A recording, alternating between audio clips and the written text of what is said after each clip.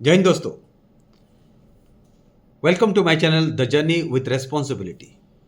राष्ट्र की सुरक्षा, देश की सुरक्षा, नेशन सिक्योरिटी क्या मायने रखता है और कैसे हम इसको और अच्छे से बना सकते हैं।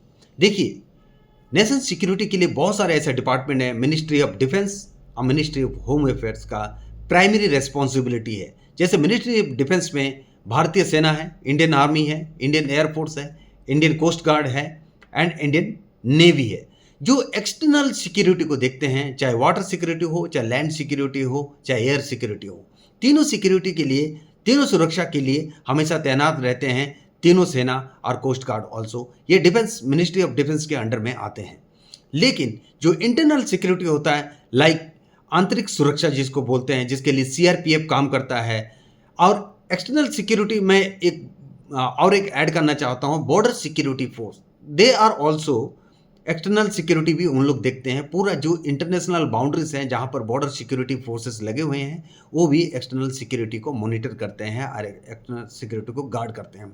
जो इंटरनल सिक्योरिटी जैसे कि आपका सीआरपीएफ हो गया, आईटीबीपी हो गया, इंडियन तिब्बत बॉर्डर पुलिस हो गया, सीआईएसएफ हो गया, ये सब पुलिस डिपार्टमेंट हो गए, सीमा सुरक्षा बल हो गया, ये सब जो है ना इंटरनल सिक्योरिटी का रिस्पॉन्सिबिलिटी रहता है।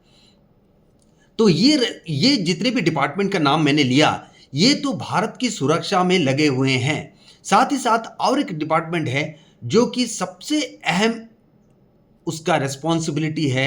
वो डिपार्टमेंट का नाम है इंटेलिजेंस ब्यूरो। इंटेलिजेंस इतना ज़्यादा स्ट्रांग होना चाहिए।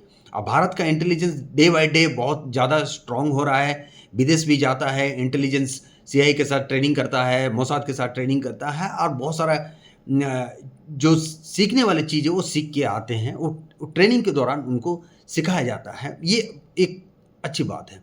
साथ ही साथ ये तो मैंने जो डिपार्टमेंट का नाम लिया, ये तो प्राइमरी रिस्पॉन्सिबिलिटी है उनका कि जो भारत सरकार के साथ जुड़े हुए हैं, और भारत सरकार का ये राष्ट्र की सुरक्षा को लेके जितना वो एग्रेसिव रहते हैं, जितना वो अलर्ट रहते हैं, सेम उसी तरह उस डिपार्टमेंट जितने भी सुरक्षा से जुड़े हुए हैं उन लोग भी 24/7 उतने अलर्ट में रहते हैं।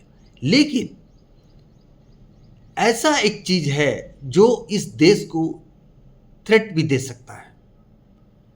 कभी भी आपने सुना होगा आइडियोलॉजी, विचारधारा। जो विचारधारा होता है ना, वो दिखता नहीं है, वो इनविजिबल होता है।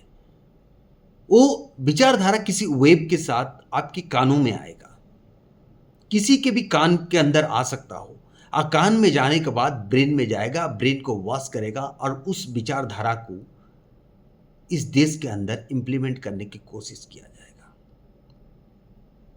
हालांकि इस कोशिश को नाकाम किया जा सकता है, करते भी हैं। इसके लिए प्राइमरी रेस्पॉन्सिबिलिटी इंटेलिजेंस का होता है। मैं उसमें नहीं जाना चाहता हूँ 1 लेयर इंटेलिजेंस कितना होता है, 2 लेयर, 3 लेयर, 4 लेयर, बहुत ज़्यादा कैसा होता है। लेकिन जो प्राइमरी इनपुट होता है ना, वो इंटेलिजेंस करता है। किसी भी कहीं से भी आ सकता है। ये किसी ऑर्गेनाइजेशन के थ्रू आ सकता है, किसी मीटिंग के थ्रू आ सकता है, किसी फंक्शन के थ्रू आ सकता है, कहीं से भी आ सकता है। कोई बाहर घूमने के लिए गया है, उसके थ्रू भी आ सकता है, किसी लीडर के थ्रू भी आ सकता है। ऐसे जो विचारधारा है जो इस देश को तबाही मचा सकता है, उस विचारधारा भी कान के रास्ते, ब्रेन के रास्ते जो है ना आ सकता है इस देश में। इसीलिए हम हमेशा चौकन्ना रहना चाहिए कि इस विचारधारा को अगर मैं अपने देश में लेके आऊंगा, इससे क्या तबाही हो सकता है, क्या हो सकता है। इसका जो कॉन्सिक्वेंस है, आप हमेशा इसको डेप्थ में ले जाके आप समझने की कोशिश करना।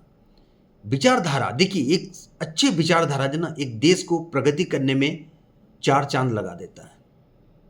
देश की प्रगति में 4 चांद लगा देता है, उस देश को प्रगति की ओर लेके जाता है, उस देश को डेवलपमेंट की ओर लेके जाता है। लेकिन एक विचारधारा ऐसा है कोई उस देश को खोखला करने में भी लग जाता है, वो देश को बर्बाद कर देता है। ये चीज मैंने प्रैक्टिकली देखा। इस विचारधारा को मैंने जब 2008 में डीआर कोंगो में था, अफ्रीकन कंट्री में, अफ्रीकन नेशन में एक कंट्री है डेमोक्रेटिक रिपब्लिक ऑफ कोंगो, वहाँ जब देखा डीआर कोंगो में विचारधारा से कितने जेनोसाइड हुए, कितने बर्बाद हुआ, लाखों लोग मरे बिकॉज ऑफ एक छोटा सा विचारधारा। विचारधारा एक बहुत ही खतरनाक चीज है जो दिखता नहीं है, बाद में जब फिजिकल फॉर्म में आता है ये तब दिखता है ये, जब तक सब कुछ तबाही हो जाता है। तो हमें ऐसा विचारधारा को कभी भी इस देश के अंदर लेके नहीं आना है। ये हमारा मौलिक कर्तव्य है। That is our moral responsibility.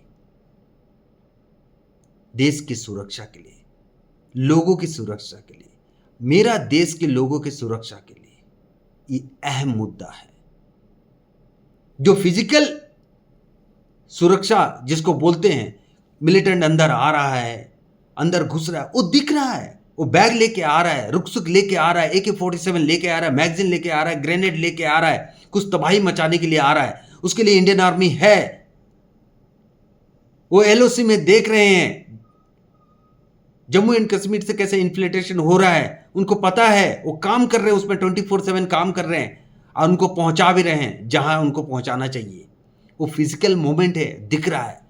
जो फिजिकल मूवमेंट नहीं है ना, वो वेव के रास्ते आ रहा है आपके कानों में।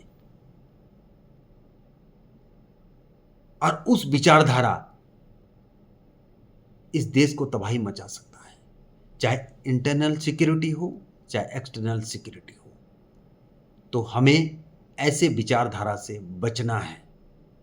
हमें ऐसे छोटे छोटे चीजों को इग्नोर करना है।